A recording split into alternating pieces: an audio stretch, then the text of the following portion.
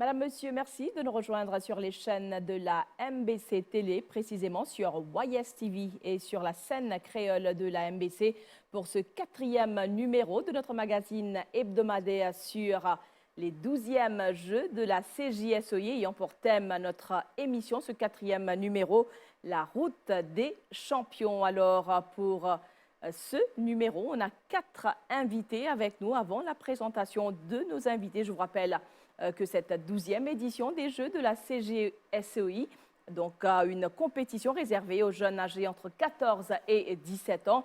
L'événement aura lieu pour la 3e fois à Maurice entre le 4 et le 11 décembre prochain. 12 disciplines concernées par les Jeux de la CJSOI. Également au programme le concours culturel. Donc pour nous parler de tout ça, on a 4 invités aujourd'hui, à commencer par Madame Marie-Claire Zialor. Elle est la présidente de la CJSOI, mais elle est aussi ministre de la Jeunesse, des Sports et de la Famille. Madame Zialor, merci. Vous pouvez nous le plateau MBC Azodier. Bienvenue. Merci beaucoup, enchantée. Deuxième invité, Ashok Chitaman, secrétaire général de la CJSOI. Ashok Chitaman, bienvenue à la MBC. Bonjour et merci pour l'invitation. Merci Ashok. Troisième, Madame Madeleine de la Perrière, donc directrice de la jeunesse et des sports pour Mayotte. Madeleine, bienvenue à la MBC. Merci beaucoup, bonjour. Et également avec nous dans le studio de la MBC aujourd'hui, Nicolas Vouillon. Vous êtes directeur adjoint donc pour la jeunesse et les sports de La Réunion. Nicolas, bonjour et bienvenue. Bonjour, merci pour votre invitation, merci. Alors, une semaine cruciale pour ces 12e Jeux de la CJSOI. En ce mercredi 14 septembre, c'est aujourd'hui même que vous êtes venue. Donc, Madame Zialor, dis-nous un petit peu, on voit les représentants de toutes les îles participantes. Dis-nous un petit peu qui fait tout là, Zodi, qu'est-ce qu'il y a comme ça? Quel est le but de la visite de tout le monde? Oui, on est en train de finaliser les organisations, les Jeux de la CJSOI, de quelques mois d'ailleurs. Et tous les pays sont là pour des réunions techniques. Et puis, il y aura demain les réunions ministérielles où on va prendre des décisions. C'est pourquoi, et aussi parce que les pays qui n'ont pas eu l'occasion de visiter les lieux des Jeux, les infrastructures, moi j'ai eu l'occasion, j'étais ici à l'île Maurice l'année dernière, pour qu'elles puissent s'assurer, pour confirmer que tout ça va se passer très bien ici dans quelques mois pour nos jeunes. Et puis parce qu'on n'avait pas cette opportunité pour face à face, pour voir tous les gens. Moi, c'est la première fois d'ailleurs que je vais rencontrer tous les autres ministres et les délégués techniques pour les pays parce qu'on avait ces maudites pandémiques. Mais maintenant, là, ça fait très plaisir, très, très grand plaisir d'avoir serré les mains des gens et de parler face à face et d'avoir fait beaucoup des conversations. Nicolas Vouillon, représentant de La Réunion, donc première visite physique aussi, peut-être première réunion physique pour tous les représentants du comité d'organisation. Oui. Oui, en tout cas, une visite ce matin des installations qui nous rassure, s'il fallait nous rassurer, complètement sur les capacités de nos hôtes à accueillir ces Jeux dans les meilleures conditions.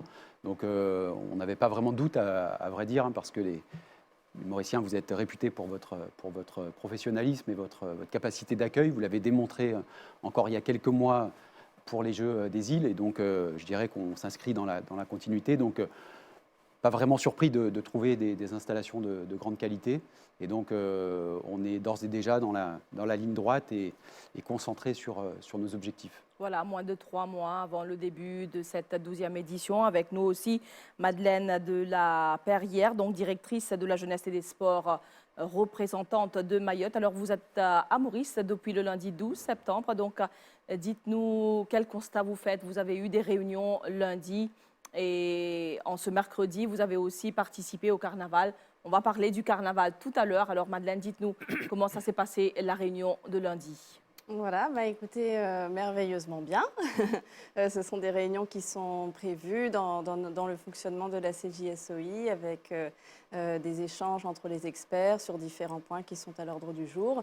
et qui permettent de préparer la réunion des ministres qui doit avoir lieu cette semaine et puis aussi d'échanger sur les derniers préparatifs. Donc voilà, je crois qu'on a été assez productifs, je l'espère. Et nous avons été effectivement récompensés par ce magnifique carnaval qui témoigne de l'engagement de l'île Maurice dans ces jeux qui sont, il faut le rappeler, aussi des jeux très symboliques de la fraternité des îles de l'océan Indien. Voilà, fraternité des îles de l'océan Indien, c'est d'ailleurs un de mes thèmes qui peut retenir pour cette 12e édition. Ashok Tidamon, vous êtes le secrétaire général de la CJSOI. C'était le 4e et dernier carnaval qui le comité organisateur in fait en ce mercredi dans le sud du pays, notamment à Beauvallon, à Maïbou. Alors raconte-nous comment ça s'est passé pour cette dernière épreuve. Donc, comme Madeleine l'a si bien dit, donc ça si bien qualifié, donc c'était un carnaval exceptionnel. Donc, après 3 éditions, après 3 qu'il vient de faire à Bambou, à Saint-Pierre, et puis maintenant et à Port-Louis, à Triolet, oui. et maintenant dans le sud. Donc là, nous réunit beaucoup de jeunes venant de la région. C'était vraiment la fête, comme dit tout le monde. Donc, c'était l'occasion pour tout le monde de se rallier derrière la CJSOI. Maintenant, moi, je pensais que la population est mieux au courant des jeux, c'est très emballé. Le ministre Ndiaye à plusieurs reprises sur le plateforme Oui, qui est là différentes aujourd'hui. plateformes, oui. Donc, tout le monde est très emballé, sont très emballés. L'ambiance est là, c'est la fête. Donc, à 2 mois des Jeux, nous sommes très sereins pour l'organisation. Donc, nous attendons à ce que ces Jeux se déroulent dans les meilleures conditions et que nous puissions accueillir toutes les îles de l'océan Indien dans les meilleures conditions. On a les représentants donc de Mayotte, de la Réunion et des Seychelles avec nous. Azo Diallo, Madame Diallo, dis-nous un petit peu aux Seychelles. Comment ça se passe parmi sportifs qui représentent Seychelles dans les 12 disciplines sportives au niveau de la préparation d'abord? Comment ça se passe? Niveau préparation, pas pareil, nous nous prévoir aux Seychelles, bien sûr, à cause de nos restrictions jusqu'au début de cette année. Ce n'était pas facile, mais nous lançons une campagne pour la CJSOI depuis l'année dernière. Et on a commencé à encourager les jeunes. Ça va être une très belle fête, ça je suis sûre, parce qu'on va avoir plus que 200 délégués séchellois qui vont venir ici, Côte-Bandalon, pour fêter la jeunesse de l'océan Indien. Je crois qu'après ça, on continue à répéter après restriction, que la présence nous apprécier un peu plus bien l'amitié, apprécier une bonne activité sportive pour nos jeunes. Après aussi pour nos campagnes, plutôt sport et la santé. Beaucoup, et d'ailleurs, quand je suis venue, pour la fête de la jeunesse francophonie, c'était ça le thème. Sport et la santé pour nous on a un problème cardiovasculaire aux Seychelles. Bon, quoi, Maurice aussi pareil. Et nous on a beaucoup d'obésité parmi les enfants qui ont besoin de faire si nous tackle. Et l'état sport reprend, ça nous vient l'élan et ben jeunes est vraiment excités. Préparation pour certaines disciplines, ça va très bien. D'autres peuvent prendre un petit peu plus le temps pour entrer là-dedans. Mais sinon, tous les gens peuvent vraiment look forward pour venir ici à Maurice. Et Maurice et Seychelles sont très proches d'ailleurs. Nous causons même créole, pareil. Et pour les autres pays, pour Mayotte, pour La Réunion, pour Madagascar, Djibouti aussi, chaque fois nous désorganisons Seychelles, je me rappelle, c'est GSOI, les 3 l'année passée, ça rencontre sa vibration bonne jeune. Ils rendent nous tous nos jeunesse éternelle. Qui est jeu des îles. Mais bien sûr. Et après ça, c'est nous envie aussi tout regarder qui manière niveau CGSOI. Et capable d'augmenter un petit peu aussi tout pour rapprocher avec Jeux des îles. Pour que les sports de l'océan Indien y arrivent à un niveau un petit peu plus haut. Parce que ça va, il peut plus bon pour tous nos pays, l'océan Indien. Les Jeux de la CJSOI, oui, qui est un tremplin, nous capables de dire, pour les Jeux des îles qui nous pénalisent dans moins d'1 an maintenant. Donc, les Jeux des îles qui pouvaient faire en 2003 à Madagascar. Donc, je me rappelle les pays participants pour les Jeux de la CJSOI. Bien sûr, il y a le pays hôte Maurice. Donc, il y a les Comores, Djibouti, Madagascar, Mayotte, Réunion et Seychelles. Alors, Nicolas Vouillon, dites-nous chez vous comment ça se passe au niveau des jeunes, de l'entraînement. On sait qu'il y a eu les restrictions sanitaires dues à la Covid-19, ça a affecté, j'imagine, tous les pays participants. Alors, comment ça se passe chez vous? Je dirais que le maître mot, c'est l'engouement, hein. On sent parmi nos jeunes une forme d'impatience. Les jeunes sont dans les starting blocks et prêts à en découdre fraternellement et dans l'amitié, mais malgré tout ont envie de se confronter avec les jeunes des autres îles, en rappelant que l'on parle de jeunes de 14 à 17 ans. Donc 2 ans de vie qui ont pu être altérés, hein, par cette épidémie, qui n'a pas permis effectivement les déplacements hors de nos îles respectives. Oui. C'est long, c'est très long dans la vie de tout le monde et en particulier des adolescents. Donc pour beaucoup, ce sera une première fois en fait, hein. Et donc il y a évidemment l'enjeu sportif, mais il y a aussi l'enjeu humain, culturel, d'aller à la rencontre de nos homologues et de nos amis des îles membres de la CJSEI. Et ça, j'ai envie de dire que ça compte pour nous. Je ne devrais pas le dire, je suis sur une émission sportive, mais ça compte autant que le sport. C'est aussi important. Et en tout cas, nos jeunes, ils sont vraiment enthousiastes.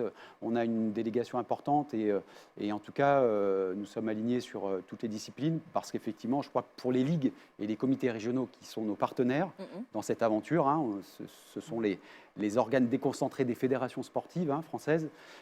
Elles ont besoin aussi de ces repères.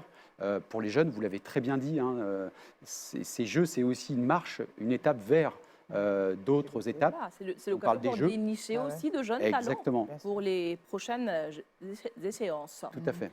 Alors, chaque pays participant sera représenté par au moins 200 sportifs et une dizaine pour le concours culturel. Alors, Madeleine de la Paria, racontez-nous un petit peu au niveau de Mayotte, comment ça se passe au niveau de la préparation, que ce soit pour le concours culturel ou pour le côté sportif. Alors, nous, on n'aura pas une délégation aussi importante, mais néanmoins proportionnelle à la taille de Mayotte également. Oui, vous serez à peu près combien de sportifs et de jeunes pour le concours culturel? Il y aura 50 sportifs et 14 jeunes participants au concours culturel. Oui. Mais l'engouement est également là. Tout ce qu'a rappelé le collègue Nicolas Vouillant, c'est aussi valable pour Mayotte, pour ce regain aussi nécessaire effectivement, à la fois pour le territoire, pour la population et aussi pour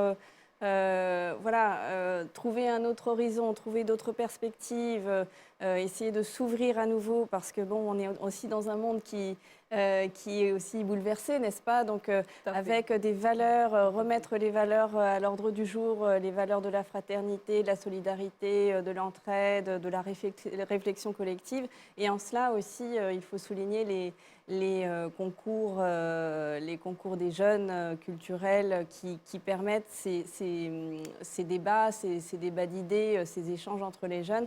C'est aussi extrêmement important parce qu'on voit aussi que entre nos îles, finalement, on a aussi des cultures extrêmement différentes où il peut y avoir des différents modes de pensée parce que, bien sûr, on a tous une identité différente, mais la rencontre est extrêmement riche. Je crois très fort à cela.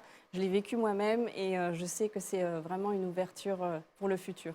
Je vous rappelle les 12 disciplines sportives concernées par cette 12e édition. Alors, on aura l'athlétisme, l'handisport en athlétisme, le beach handball, la boxe, le futsal, l'haltérophilie, la natation, la pétanque, le tennis de table, le triathlon et la voile. Et puis ça, on aura bien sûr le concours culturel. Donc, vous, en tant que présidente de la CJSEI, donc, sa côté culturel, le côté concours culturel est tout aussi important que le côté sportif, n'est-ce pas? Mais bien sûr, Madame Diallo. Et j'espère qu'on va parler de ça demain pour les réunions de ministérielles, parce que moi, on a déjà parlé à secrétaire général quand je suis venue l'année dernière pour qu'on inclue beaucoup plus des activités culturelles. Et aussi qu'on inclue aussi des activités qui, pas culturelles, mais un peu académiques, comme l'économie bleue ou le changement climatique. Des débats autour de ces mais bien thèmes, sûr, des causeries. pour engager les jeunes, oui. L'océan Indien, pour pas juste les culturels, mais aussi pour des sujets maintenant. Je crois que Madame a dit que on est en train de faire face à des challenges dans ce monde.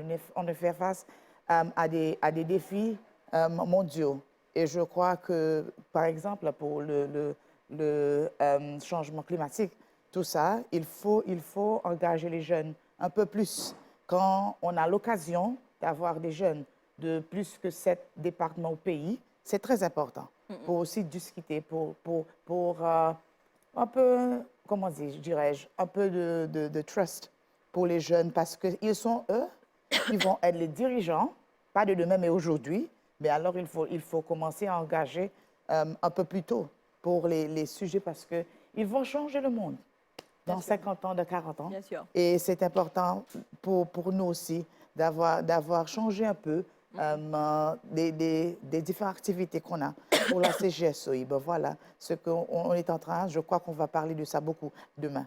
Ashok Titaman, donc est-ce que c'est la dernière réunion qu'ils ont avant les Jeux même en décembre? Oui, oui, effectivement. Donc, nous avons 2 réunions pendant la période Covid en ligne et malheureusement, nous faisons en ligne, pas possible nous joindre. Cette réunion-là est extrêmement importante.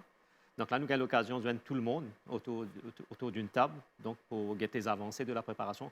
Le focus de ces 2 réunions, que ce soit des experts ou des ministres, c'est surtout les préparatifs en vue des prochains Jeux. Donc, nous, à peine à 2 mois des Jeux, donc il est extrêmement important qu'ils nous joignent et que nous finalisons tout ça au cours. Donc, hier, nous étions dans une réunion très bonne réunion. Donc, demain, nous pouvons avaliser tout ça, une décision que nous prenons dans la réunion des experts. Donc, tout ça pour vous dire qu'on est bien parti, tout le monde, ça, nous fait de sorte que toute bonne question, toute bonne appréhension qui va nous déléguer, va nous ministre, et non, nous pouvons essayer de mettre tout au clair pour qu'il nous sorte là demain, après la réunion des ministres. Toute la préparation est bien enchaînée, est bien préparée, donc pour nous capables Il y a une bonne coordination entre tous les pays. Tous les pays. Nicolas Vouillon, dites-nous, 14 à 17 ans, les Jeux de la CGSEI sont réservés pour cette tranche d'âge. Dites-nous, d'abord, actuellement, est-ce que vous avez les écoliers de chez vous entre 14 à 17 ans qui sont en période de révision ou d'examen? Si oui, comment ça se passe au niveau des études d'un côté et les Jeux de l'autre côté? Alors, il se trouve qu'on a la chance à La Réunion et dans les régions françaises, quelles qu'elles soient, de disposer de moyens à travers ce qu'on appelle l'aménagement de la scolarité et le double projet, qui est vraiment le modèle français, qui doit permettre de faire coexister le projet scolaire d'un côté et le projet sportif de l'autre. Et donc, ça suppose en fait des aménagements de l'emploi du temps de nos élèves. Et donc, ça suppose aussi de la part des chefs d'établissement un travail important, très méticuleux, quasiment individualisé pour chaque élève dans les établissements scolaires. Et donc, c'est un système qui, je dirais, qui a fait ses preuves. Il se trouve qu'au moment des Jeux, on sera encore en période scolaire. Donc, ça va là aussi supposer de la part des autorités éducatives de bien vouloir libérer ces jeunes. Mais ça se fera tout naturellement parce que chacun comprend bien, et y compris pour ce qui les concerne, donc nos collègues du rectorat, à quel point ces Jeux sont importants. Et donc, par expérience, on sait que ça se fait sans déperdition aucune, au contraire, puisqu'on l'a très bien dit, je crois, c'est un enrichissement à tout point de vue, culturel, humain, et donc du point de vue de l'ouverture culturelle et des apprentissages, c'est quand même une expérience unique. Moi, j'étais à Djibouti pour les derniers Jeux en 2018 et j'étais témoin de ça. J'étais témoin de l'expérience extraordinaire qu'ont pu vivre ces jeunes dans la rencontre. Et je pense que c'est des expériences de vie qui restent et qui marquent et qui, au-delà de la pure scolarité, qui laissent une trace tout au long de la vie. Donc, je pense vraiment qu'on est dans la continuité de l'éducation, même si effectivement on n'est pas dans les murs de l'école. Ça s'inscrit bien, en tout cas, dans une finalité éducative au sens large du terme. Très bien. Madeleine de la Perrière et vous, à Mayotte, comment se porte le sport entre cette tranche d'âge, 14 et 17 ans? Est-ce que vous avez la relève est assurée? Qu'est-ce qu'on peut dire sur cette tranche d'âge? Oui, on est à peu près dans le même système. On a aussi les sections sportives au niveau de l'éducation nationale comme projet académique. Et puis ensuite, il y a aussi la vie du mouvement sportif parallèlement. Donc, il y a des disciplines qui sont plus ou moins développées. C'est assez fluctuant, mais on a quand même des disciplines qui sont déjà bien assises à Mayotte. Et voilà, on est prêt. Et Madame Zialor, dans Seychelles, nous sommes capables de dire qu'il a relève assurée, donc pépite même, nous sommes capables de dire 14 ans, 15 ans, c'est qui se peut monter. Donc, il y a une bonne relève Ouais, aux Seychelles. ouais. Oui, je voulais ajouter, le sport, c'est aussi une éducation. C'est aussi de l'éducation et ça forme partie de l'éducation d'une jeune. C'est ça que je crois. C'est celle nous peut révolutionner l'éducation, révolutionner le sport pour nous gagner sport professionnel aussi, qui un jeune est capable de faire carrière dans le sport, comme dans des autres domaines aussi. Donc- Et nous sommes en train pour faire une académie, ça inclut avec l'étude, le sport. Il y a quelque chose de nouveau aux Seychelles. On est en Oui. train, maintenant, on a commencé par le foot, Oui. mais là, ça va suivre pour les autres disciplines. Et nous pouvons révolutionner un petit peu ça pour que nous professionnalisons le sport un peu plus, parce que c'est très, très, très important. Et je crois qu'au Seychelles, auparavant, nous pas donné assez l'importance, mais là, maintenant, surtout avec l'État élèvement de restrictions, il y en a l'enthousiasme pour sport incroyable. Et il faut en profiter. Ouais.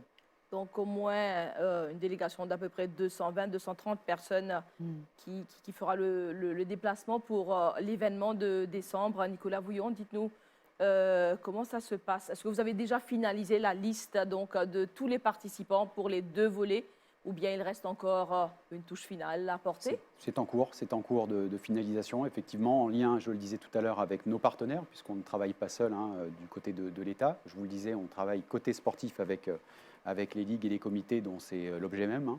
Et puis côté culturel, nous avons aussi des partenaires, des associations d'éducation populaire qui nous aident effectivement à bien préparer les jeunes. Donc voilà, tout ça est en cours et en tout cas, je dirais qu'on est bien dans les temps à ce stade-là. Et donc, voilà, pas d'inquiétude en tout cas de ce point de vue-là. En 2019, Madeleine de la Perrière, on avait eu les Jeux des îles de l'océan Indien à Maurice. Maintenant, en 2022, on a les Jeux de la CJSEI, bien sûr. Ce n'est pas la même tranche d'âge, mais quand même, on avait tout ce qu'on a pu vivre ici avec toutes ces émotions, ces sensations fortes ici à Maurice. Donc, chez vous, les sportifs sont prêts à revivre ça cette année-ci pour éventuellement avoir les Jeux des îles l'année prochaine? Oui, en tout cas, il y a une préparation et une impatience aussi, que ce soit pour cette année ou pour l'année prochaine. Effectivement, il y a vraiment une attente, c'est clair. À Choktitamon, donc les Jeux sont prévus en décembre.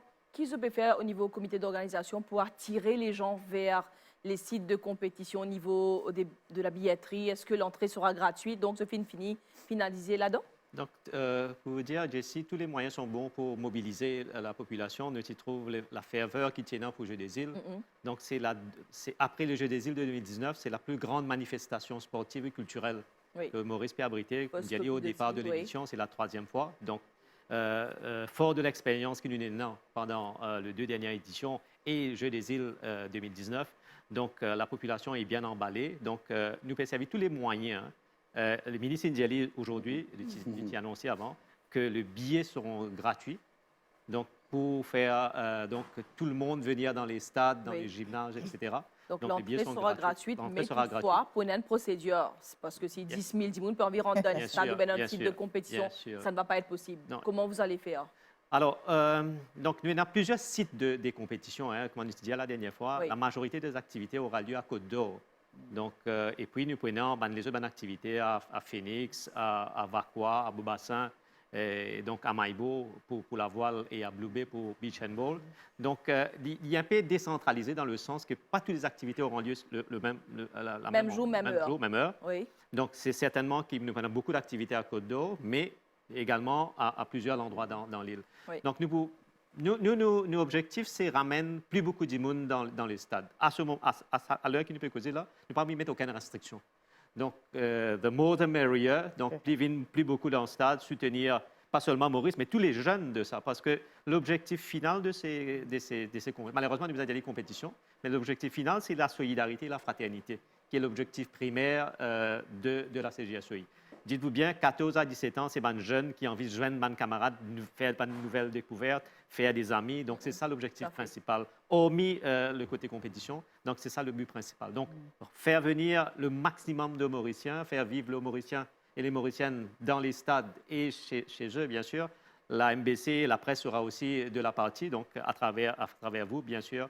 On va partir dans toutes les maisons, tous les quartiers de Maurice pour pouvoir faire vivre cette jeunesse CJSEI qui vraiment nous attend depuis très longtemps. Donc, c'était prévu en 2020, mais malheureusement, nous le reporté à 2 reprises. Oui. Donc, enfin, finalement, nous pouvons faire aller en décembre. Donc, tout le monde sera derrière les athlètes, derrière les artistes pour cette grande manifestation sportive et culturelle de cette année. Les maîtres mots, fraternité, donc solidarité, qui nous fait retenir donc pour sa 12e édition des Jeux de la CJSOI. En attendant qu'il nous donne plus de détails dans notre prochaine édition, dans nos prochains numéros. Je remercier tous les invités, les 4 invités qui viennent répondre à l'appel de la MBC Azodi. Marie-Céline Zialor, qui est la présidente de la CJSEI. Merci beaucoup, Céline. De rien. Ashok Titamon, secrétaire général de la CJSEI, qui amène beaucoup de détails sur l'organisation, sur comment va se dérouler, constat concernant site de compétition. Merci beaucoup, Ashok Titamon. Madeleine de la Perrière, représentante de Mayotte, donc Mayotte qui Pouvini, avec un nombre réduit, pas de 200, mais nombre réduit de sportifs et côté concours culturel, il finit aussi de nouvelles détails, comment ça se passe au niveau de la préparation. Merci beaucoup Madeleine de la Perrière et bien sûr Nicolas Vouillon pour la réunion. Donc nous avons eu un peu plus de détails concernant la préparation des sportifs réunionnais. Merci beaucoup à tous nos invités. C'est la fin de notre émission CJSEI, la route des champions. À très prochain. Donc je vous revois dans quelques jours sur les chaînes de la MBC Télé. Bonsoir à tous.